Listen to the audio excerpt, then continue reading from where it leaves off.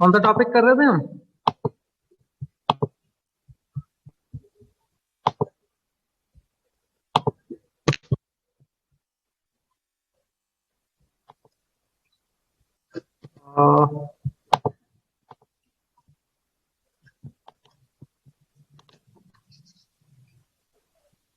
I think this one, यही algo चल रहा था ना अपना.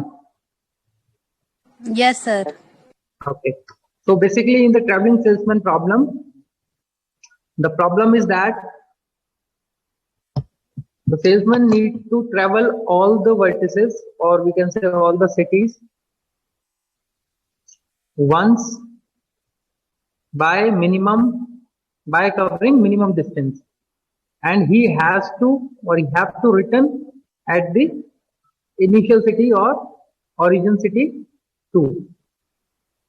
तो इसके लिए जो एल्गोरिथम है वो ये है कि स्टार्टिंग में हमने काउंट किया कि जो कॉस्ट है जिस सिटी से हमने शुरू किया, मान लीजिए सिटी नंबर 1, उससे हमने शुरू किया और लास्ट में हमें कहाँ आना है, 1 पे ही आना है. तो initially the cost of turning over the city और travelling over the city from 1 to 1 is 0.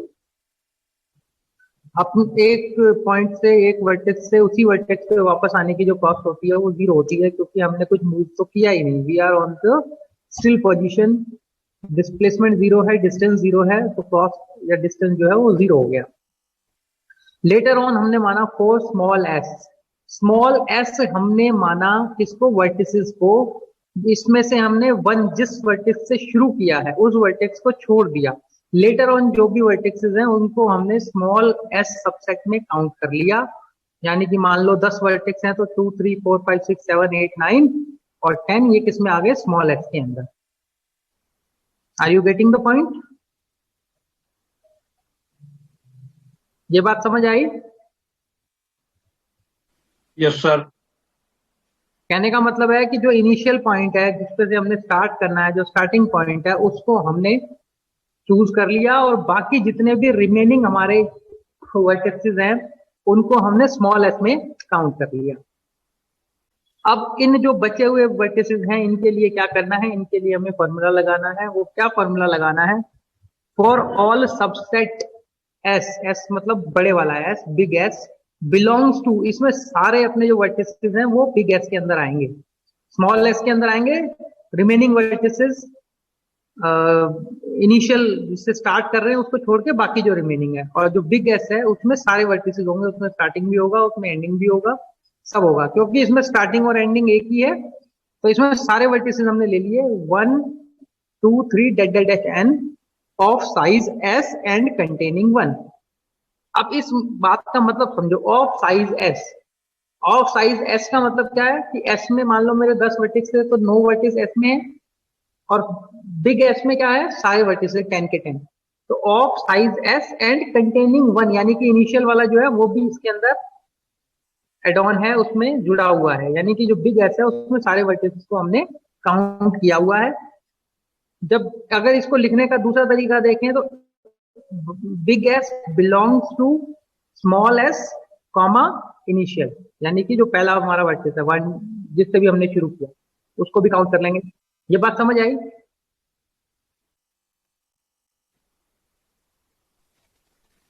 Sir बोलो हेमंत ज्योति. सर कैपिटल एस तो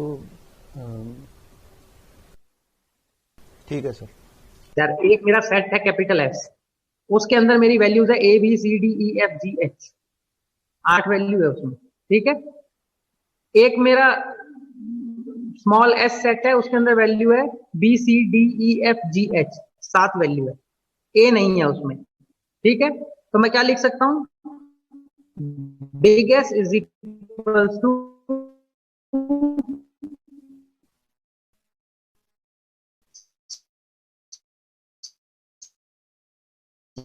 स्मॉल एस, मतलब ब्रैकेट में स्मॉल एस कॉमा जो ए है वो. ये सबने सेट थ्योरी पढ़ी है? Big S is equals to 1 2 3 4 5 6 7 8, ये 8 वैल्यूज एक सेट में है जिसको मैंने नाम दिया बिग एस। ठीक है, स्मॉल एस मैंने लिया, उसमें लिया मैंने 1 2 3 4 5। ठीक है, अब मैं क्या ये नहीं लिख सकता कि big S is equals to जो 1 2 3 4 5 है उनको मैंने स्मॉल एस लिखा और बाकी 6 7 8 एज इट इज लिखा, तो बिग एस बिलोंग्स टू या equals to small S comma 6 7 8। तो क्या मैं गलत लिख रहा हूं?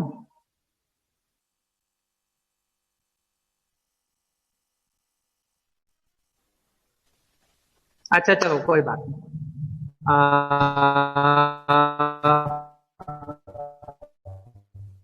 Will start with Heminder. हेमिंदर,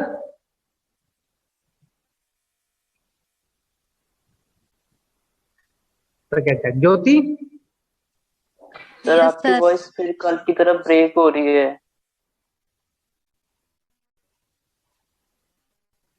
या आज तो नेट सही चल रहा है मेरे बच्चे।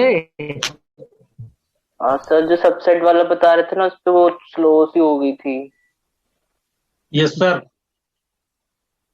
सबसेट का क्या मतलब है इसमें? जैसे एस जो है, जो बिग एस है, उसको हमने माना कि जितने हमारे वर्टिसेस हैं वो सारे उसके अंदर आ रहे हैं, यानी 1 टू एन, 1 2 3 4 5 6 7 8 9 10 जो भी हमारे वर्टिसेस है सारे बिग एस में है।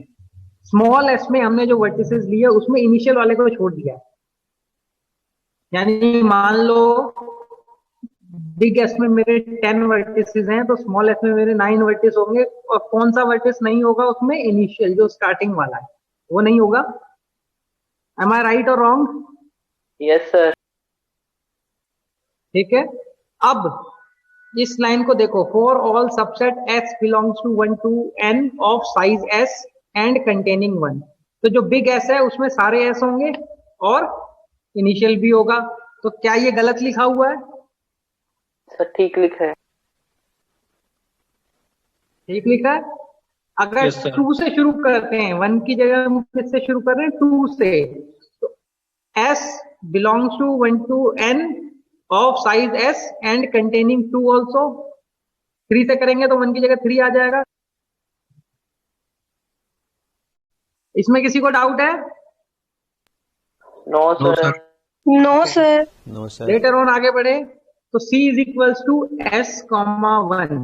अब 1 से चलना है, जितना मेरा S वाला पार्ट है बिग वाला, सारे नोट्स मैंने कवर करने और कहाँ आना है? लास्ट में 1 पे आना है।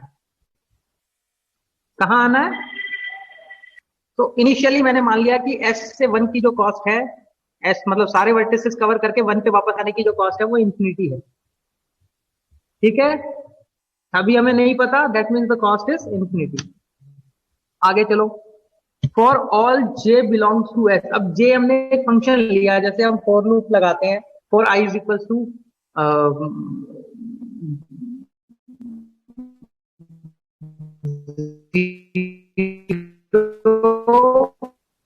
सर आपकी वॉइस ब्रेक हो रही है बहुत ज्यादा। i belongs to less than equals to 5 और i plus plus for loop. मेरे लाइन पे रुकना, दूसरा कनेक्शन ट्राई करता हूं, अगर वो लग जाता है तो। एक सेकंड रुको।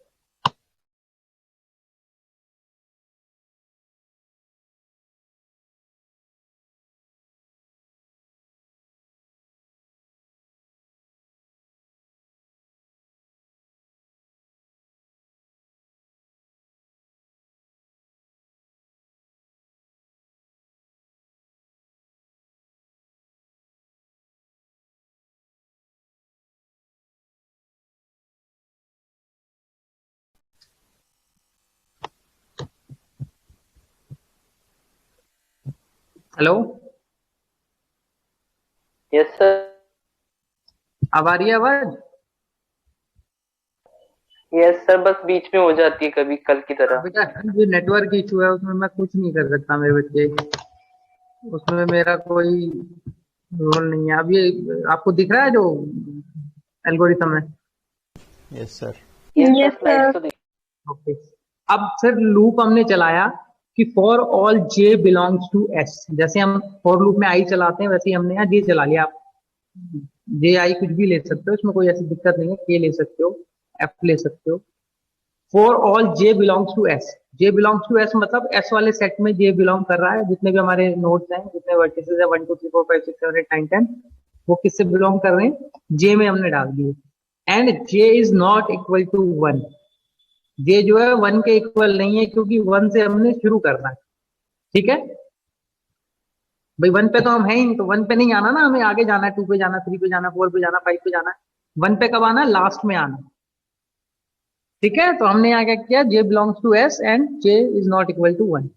अब कॉस्ट हमने निकाली कहां से, एस से जे की, यानी कि मान लो ए टू बी की हम कॉस्ट निकालते हैं, तो कैसे निकालते हैं, अगर 3 उसमें आपके वर्टिसेस हैं ए बी सी, मुझे ए से सी पे जाना है वाया बी, तो कैसे कॉस्ट निकालूंगा, A to B plus B to C, ऐसे ही निकालता हूं। यस ऐसे ही निकालते हैं ना, ऐसे निकालते हैं। तो एस टू जे की इन्होंने जो कॉस्टिंग का फॉर्मूला दिया, ये फॉर्मूला हमें सारे वर्टिसेस पे लागू करना है for all J belongs to S, यानी कि जे की वैल्यू पहले 2 ली, फिर 3 ली, फिर 4 ली, फिर 5 ली, फिर 6 ली, फिर 7 ली, ऐसे। कैसे निकालेंगे, minimum of cost of S minus J to I plus distance of I J, जो उनके बीच का जो डिस्टेंस है वो ले ली। ये जब हम पूरे लूप के लिए चलाएंगे 2 3 4 5 6 7 8, तो वर्टिस सारे हमने मूव कर लिए, मिनिमम कॉस्ट काउंट करते रहे, जोड़ते रहे, तो लास्ट में जो आपका रिटर्न आएगा, return minimum JC is equals to 1 to n comma J plus distance of G I. G I का मतलब इनिशियल, और जो लास्ट हमारा जो जी आई क्या है, ये लास्ट हमारा जो आया उसमें पहले रूट पे जाने के लिए हमने जो डिस्टेंस होगा वो जोड़ा हुआ है। इसको अब आपको डायग्राम से दिखाता हूं तो ये समझ आ जाएगा, एक सेकंड रुकना।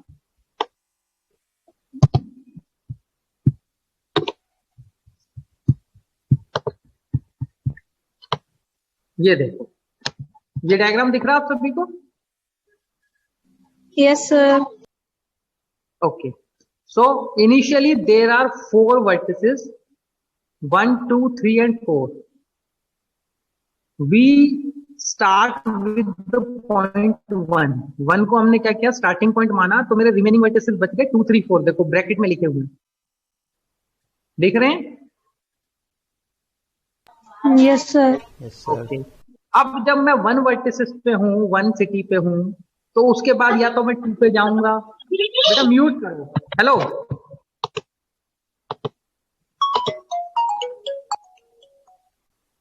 या तो मैं 2 पे जाऊंगा या 3 पे जाऊंगा या 4 पे जाऊंगा। Is it okay to you? अगर मैं पहली सिटी पे हूं, पहले वर्टेक्स पे हूं, तो मैं मूव कर सकता हूं 2 पे, 3 पे या 4 पे। एम आई राइट और रॉन्ग?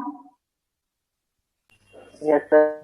Yes, ठीक sir. है, यस अब सर। इससे आगे दैट मीन्स 3 मेरे वेज बन रहे हैं जाने के, कि मैं 2 पे जाऊं, 3 पे जाऊं या 4 पे जाऊं। तो सेकंड जो लाइन है इसमें देखो आप, 3 तरीके इन्होंने दिखाए। तो पहले केस पे जहां कर्सर है यहाँ 2 पे वो जा रहा है, दूसरे केस में जहां कर्सर है वहां 3 पे जा रहा है, और तीसरे केस में जहां कर्सर है वहां 4 पे जा रहा है। यानी कि या तो 2 से जाएगा या 3 से जाएगा या 4 से जाएगा, यही रास्ते बनेंगे और तो कोई पाथ नहीं बनेगा। ठीक है, Yes, sir. Yes sir. Yes sir. अब हम कहते हैं कि वो 2 से गया। For an example, the salesman takes the second city और सेकंड टर्मिनल या सेकंड वर्टिसेस, 2 से वो गया, तो 2 से जाने के बाद अब 1 और 2 तो उसने विजिट कर लिया, तो उसके पास कौन सा पाथ बचा, या तो वो 3 पे जाएगा या 4 पे जाएगा। 4%। ठीक है, तो लेफ्ट में देखो इन्होंने दिया 3 पे जाएगा तो ये पाथ है, 4 पे जाएगा तो ये पाथ है। अब अगर उसने 3 चूज किया तो बच क्या गया 4, तो 3 के बाद वो 4 पे ही जाएगा। और इसमें पुरानी दिखाया हुआ है 4 के बाद कहां जाएगा वो, कोमल बताएगी बेटा 4 के बाद कहां जाएगा वो। सर अगेन उसे 1 पे जाना पड़ेगा। 1 पे जाना होगा, तो ये कंप्लीट नहीं दिखा रखा है। अगर इसको पूरा देखते हैं तो 4 के बाद कहां जाएगा वो, 1 पे जाएगा। ये बात समझ आ गई? Yes sir. अब 2 से हो सकता है वो 3 पे ना जाके पहले 4 पे चला जाए, इज इट पॉसिबल?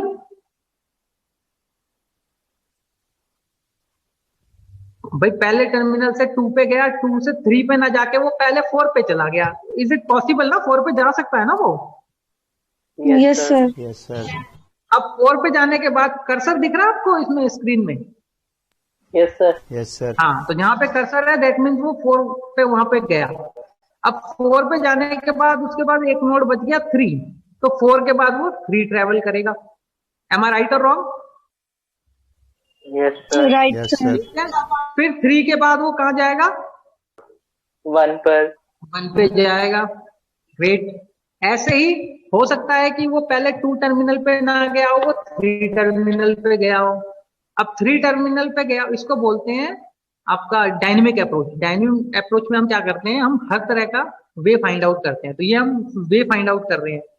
इस ट्री का नाम होता है रिकर्सिव ट्री। अब इस रिकर्सिव ट्री से हम क्या कर रहे हैं, इसके वेज फाइंड आउट कर रहे हैं कि how many way the person और the salesman can travel over the cities. अब हो सकता है वो 1 के बाद उसने 3 ट्रेवल किया पहले, तो 3 के बाद उसका 2 ऑप्शन है, या तो 2 पे जाएगा या 4 पे जाएगा। तो हो सकता है वो 2 पे गया हो सकता है वो 4 पे गया हो। अगर 2 पे गया होगा तो लास्ट में वो 4 विजिट करेगा। अगर 4 पे गया होगा तो लास्ट में 2 विजिट करेगा।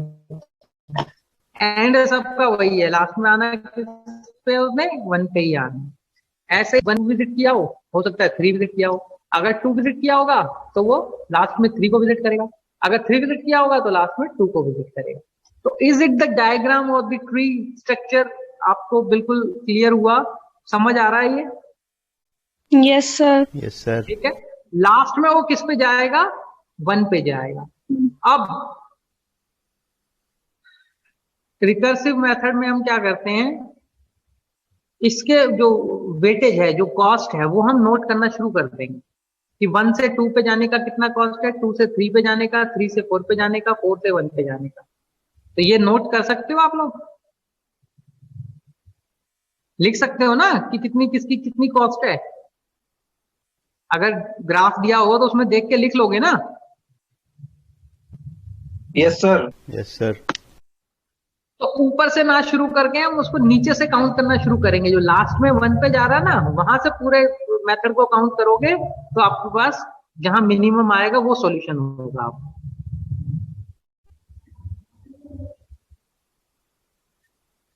ठीक है? Yes sir. Yes, sir. अब इसी को आपने क्या करना है, अब इसी को आपने इस पे देखना है। ये विजिबल है? Is it visible? Yes. Yes sir. Sir. अब देखो यहाँ पे कि भाई C S J.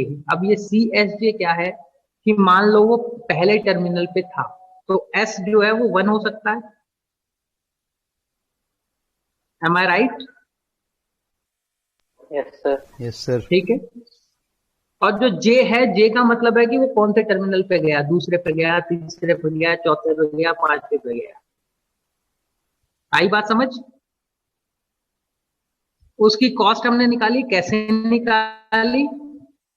Minimum of cost of S minus G I. अब देखो 3 टर्मिनल थे, 1 2 3। कितने टर्मिनल थे? 3। 1 से 2 पे गया, 2 से 3 पे गया। अब मैं कहता हूं 1 से 2 पे गया तो एस की वैल्यू 1 है, जे की वैल्यू क्या है? 2 है। ठीक है। आई की वैल्यू कितनी होगी? आई कुछ है ही नहीं क्योंकि तीसरा टर्मिनल है नहीं, तो कितनी होगी? 0। तो वी विल काउंट ओनली 1 और 2। लेकिन अगर 3 है, एस से सॉरी 1 से 2 पे गया, 2 से 3 पे गया। अब मैंने वैल्यू किसकी देखनी है? 1 से 3 की देखनी है। तो एस की वैल्यू कितनी होगी? 1। जे की वैल्यू कितनी होगी? 3। ठीक है। अब उसके वाया जो आया वो वैल्यू होगी मेरी आई की, यानी कि एस से 3 कॉमा किससे गया? 2 से। तो 2 कॉमा 3 उसकी कॉस्ट जमा में डिस्टेंस ऑफ आई जे।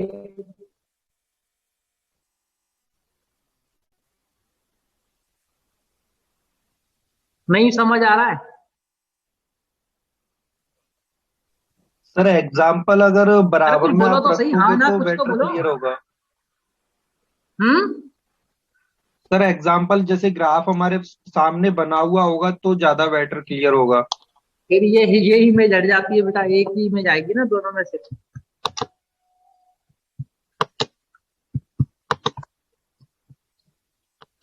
चलो ये लो ग्राफ दिखाता हूँ आपको, कोई बात नहीं, ग्राफ देखते हैं।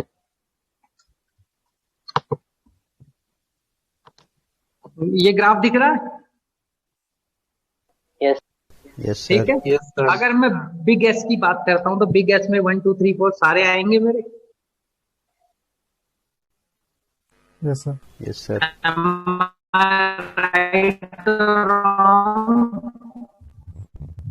ठीक है। जे की बात करी मैंने, जे को मान लिया 3 के लिए 3। Got the point? Yes, sir. भाई एस की Yes, वैल्यू sir. 1 है, जे की वैल्यू 3 है, ये बात समझ आ गई। अब यहां से 1 से 3 पे पहुंचने के लिए मुझे 2 टर्मिनल को यूज करना पड़ रहा है। भाई एक तो डायरेक्ट आ सकता हूं मैं, एक वाया आ सकता हूं, तो मैं तो सारी कंडीशन लेके चलूंगा ना। अगर मैं डायरेक्ट आ सकता हूं S2 सॉरी 1 2 3, तो S1 जे क्या बन गया मेरा? 1 2 3 बन गया। उसकी कॉस्टिंग कितनी है? 1। मुझे कोई फॉर्मूला लगाने की जरूरत नहीं है। The cost of the condition मेरे पास आ गई। क्यों आ गई? क्योंकि वहां एक टर्म लिखा हुआ है मिनिमम। ये मिनिमम देख रहे हो ना? मिनिमम देख रहा है? Yes sir. Yes, sir. हाँ, तो कॉस्ट टू 1 2 3, जो कॉस्ट ऑफ 1 2 3 है वो मिनिमम कैसे हो गई? Cost S minus. नहीं है, नहीं है तो ये फॉर्मूला चलेगा, नहीं है तो कैसे चलेगा ये बताता हूं आपको। अगर मुझे 1 2 3 जाना है, डायरेक्ट नहीं है, तो कैसे बना? 1 2 2 2 2 3। ये बात समझ आ रही है? Yes, ये बात sir. समझ आ रही है? Yes, sir. अब इसमें 2 कंडीशन बन गई आपकी। एक बन गया स्टार्टिंग पॉइंट एस, एक बन गया आपका 2, एक बन गया 3। 3 को मैंने जे माना और 2 को माना आई। अब जरा फॉर्मूले पे पहुंच जाओ।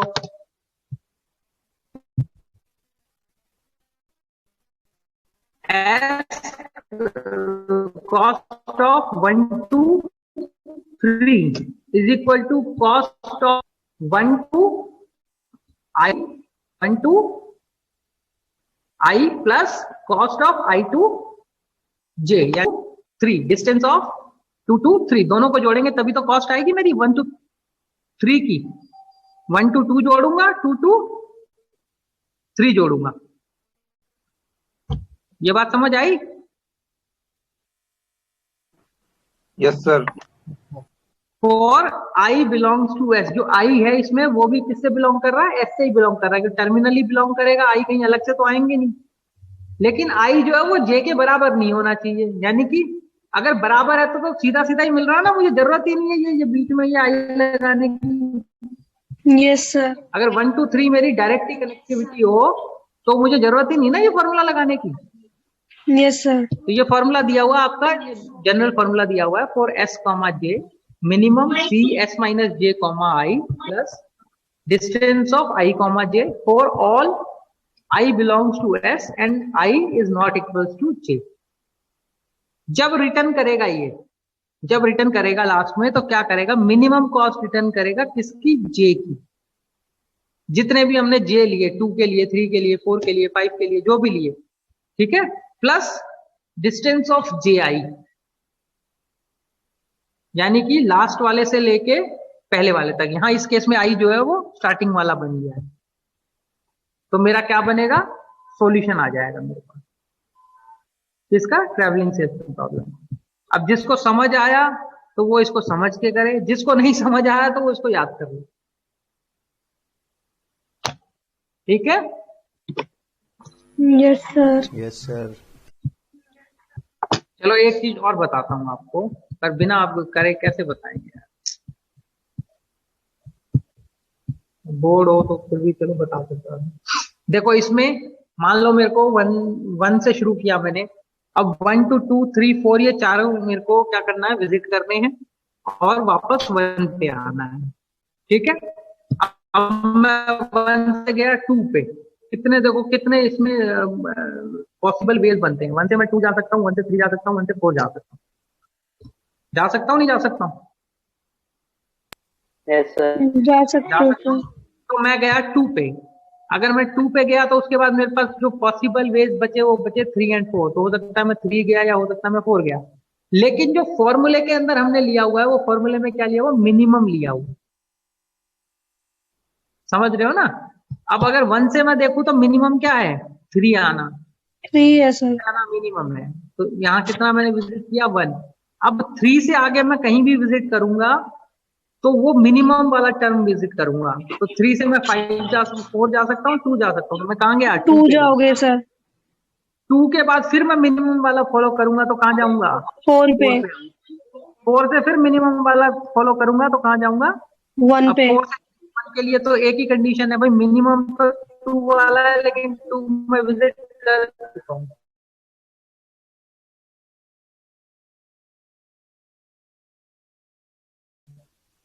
लेकिन 4 से अगर दोबारा मेरे को विजिट करना है तो 1 की तरफ जाना है या 3 की तरफ जाना है, विजिट नहीं करूंगा। ये इसका सॉल्यूशन आ जाएगा। इसी को हमने, ये जो सॉल्यूशन हमने अभी देखा, इसी को सॉल्व करने के लिए वो फॉर्मूला दिया हुआ है।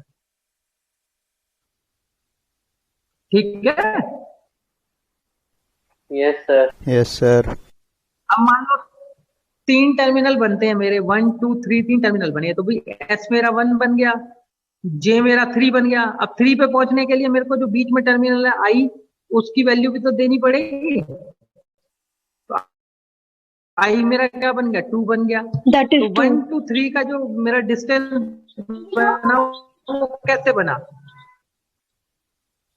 1 to 2। तो यही तो बनाया गया, S comma I plus distance of I comma J. Formula तो जनरल की तरह यूज होगा।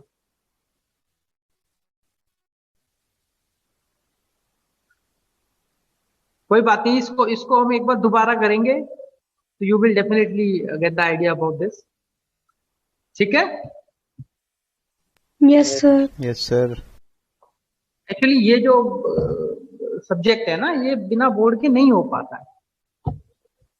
बोर्ड चाहिए ही चाहिए। इस पे कितनी इमेजेस ढूंढोगे यार, जो बनाना है कैसे बनाऊंगा, मेरे हाथ में कोई मार्कर थोड़ी है।